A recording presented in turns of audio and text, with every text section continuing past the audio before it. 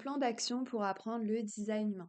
Tu as reçu ton analyse de design humain et ça t'a donné envie d'en découvrir plus sur cet outil, mais ça te paraît beaucoup trop compliqué, tu ne sais pas par quoi commencer, entre les types, les centres, les lignes et les portes. Eh bien, on peut avoir l'impression, qu'on peut partir dans tous les sens. Alors, je te propose justement un chemin que tu pourrais emprunter pour apprendre et comprendre le design humain.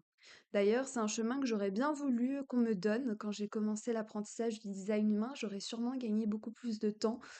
Donc voilà, c'est l'occasion.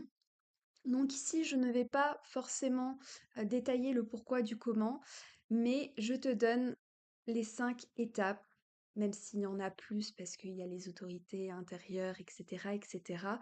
Mais c'est vraiment ce que moi je préconise et qui sont pour moi les bases des bases pour vraiment comprendre rapidement le design humain.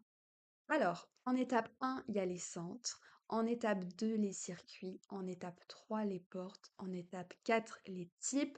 En étape 5, les lignes. Et on pourrait rajouter 6, les profils.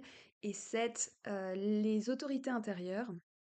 Et en fait, les centres, c'est super important parce que c'est ça qui va justement t'aider à comprendre ce qu'est un type et c'est ce qui va aussi t'aider à comprendre l'autorité intérieure et en fait, les centres, franchement, pour moi, c'est la base des bases.